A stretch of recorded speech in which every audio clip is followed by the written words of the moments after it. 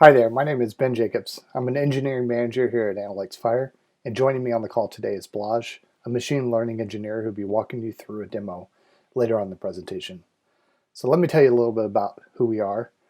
So Analytics is a team of 40 software engineers with expertise in AI, machine learning, and IoT.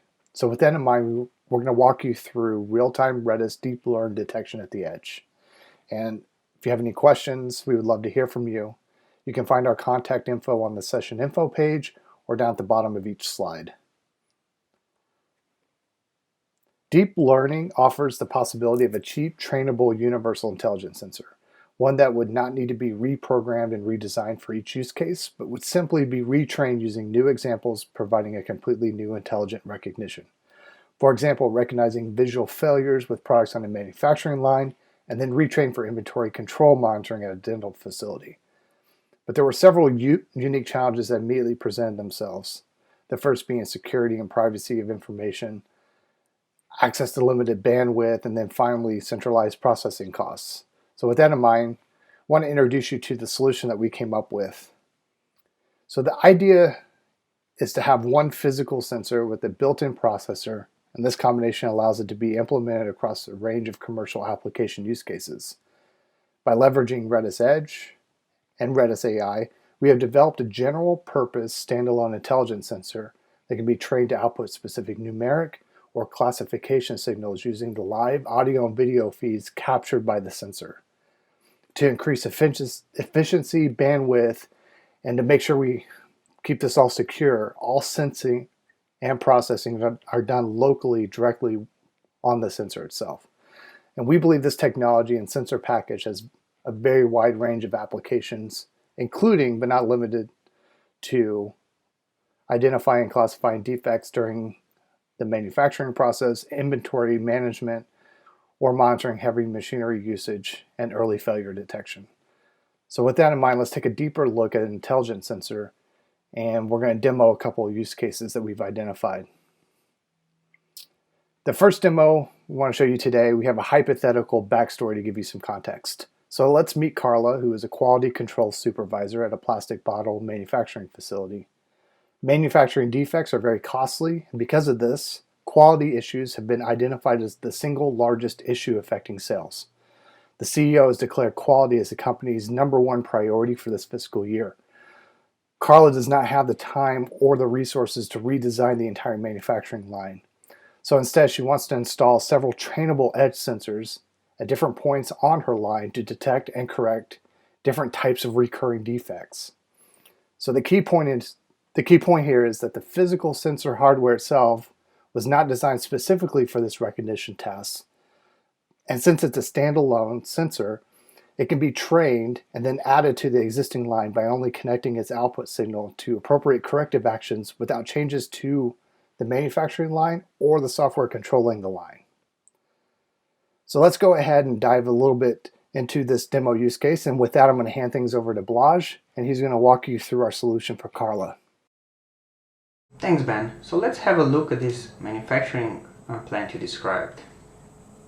We have prepared here a short video of our smart sensor in action. As bottles are traveling across a conveyor belt, our smart sensor is detecting and classifying these bottles as either good or bad. And the green rectangle stands for a good bottle and the yellow for bad. And this is happening in near real time. Let's take a look at how we implemented our smart sensor now. So this architecture diagram presents our smart sensor.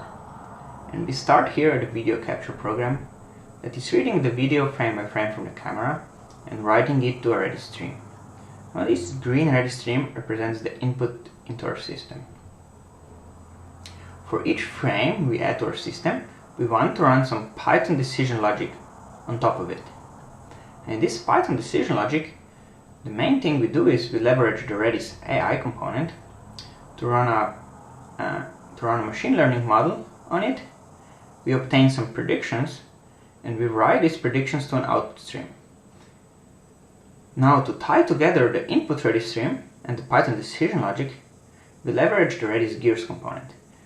And the gears component allows us to subscribe to the Redis stream and it will automatically schedule and execute our code for each item as it's added to the stream. Now, to better show all these components and how they fit together, I've actually prepared a short live demo.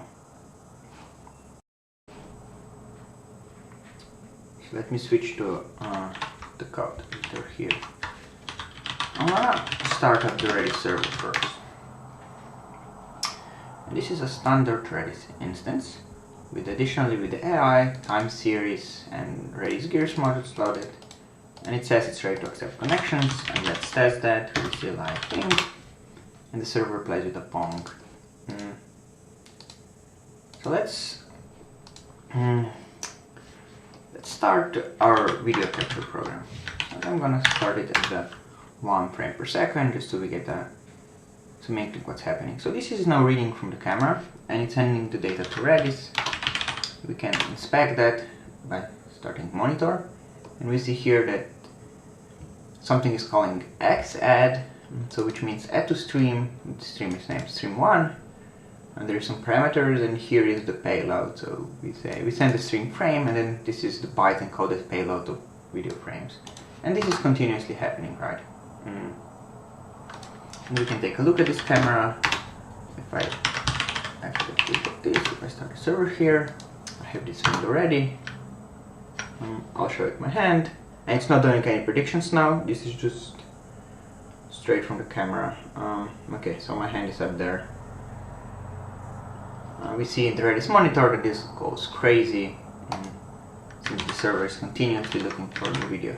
Okay, so the next thing we want to do is we want to load our machine learning model. So I'm gonna call AI model set command and specify here this is a TensorFlow model, and we want it to run and we'll say we want it to run the CPU, and we pass the path to the model here, and we want our box model. So we've loaded the model, and we see here in the Redis logs TensorFlow backend loaded. So something happened. Apparently this worked. And the other thing I'm gonna do is I'm gonna load our gear component. And this command is called rgpy-execute, and once again I just pipe the file in there. In this case this is a Python file. And we can maybe quickly inspect how this file looks like. And this is the end of the file, and it's a gears builder. It specifies a stream reader, which means it's going to be reading from a stream. It's going to call the predict function for each element added to the stream, and then it's going to store the results. And it's going to be listening to items added to this stream. So here on this side, on the Redis logs, we're actually seeing something started happening. And we have this predict function and store function logs here. And this actually already started predicting our video feed. And we can inspect here. If you look at timestamps of the logs, we see that it takes about 500 milliseconds to run a single prediction. And this is not very fast. And we can see here what the actual resource consumption is. Or maybe not in this window. Let's do it here, since it's a bigger window. Accept Redis, I to top. You see here it's running at more than 1000% CPU, which is basically all the cores on my desktop are being used to run this prediction. And this is not ideal. It leaves very little resources to do anything else. And it's also slow, right? At 500 milliseconds, it's not very good. So what I'm gonna do is I'm gonna call the model set command here again. And I'm gonna specify tell Redis to run this on the GPU instead. And this should speed up the prediction here. And let's see if that's the case. So now if you look at timestamps between predict and store, so these two, it's now around 100 milliseconds, right? And this is about 5 times faster than before, which is great. And the other awesome thing is, it's actually our CPU usage. It's very low, right? It's at 5% from the 1000% we had before. So this is now very CPU, it's not CPU intensive anymore, and this leaves resources on the sensor to be available for other things. So now let's actually take a look at these predictions. And I'm gonna speed up the camera a bit. So it's gonna be outputting maybe 3 frames per second. I'm gonna restart app server here. Let me open the video feed, prediction feed here. So large, and show it the bottle. And it's predicting this bottle is bad. Yeah. Come on. It's the angle of the camera here is super weird, so I'm trouble centering this. So this concludes the first part of the live demo. Let's go back to our slides now. We want to actually put multiple such smart sensors inside a factory, and to manage them all, we also developed our Redis cloud server component. So this cloud server, the job of this cloud server is to connect to all these smart sensors deployed across the factory and synchronize the data from their output streams, so the predictions, into its own internal store.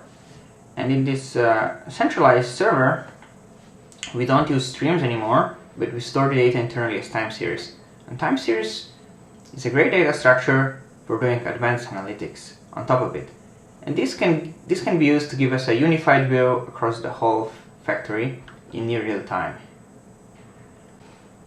Another consideration when designing our system was its ability to easily fit to new use cases.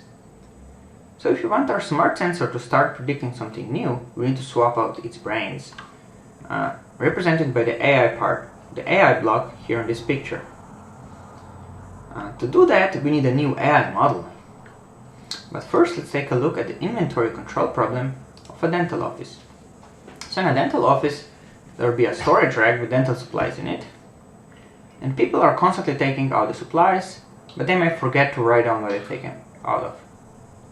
So we want to train our sensor to detect these items as they're being taken care of.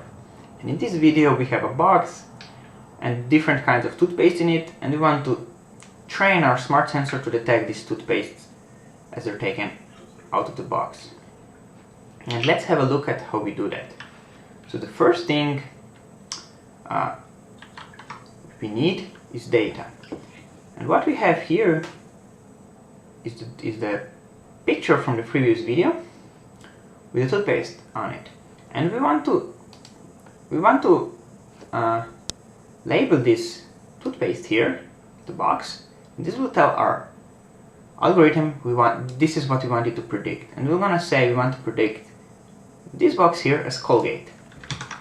And if you go to another picture, we can say we want to predict this box as Aquafresh, right?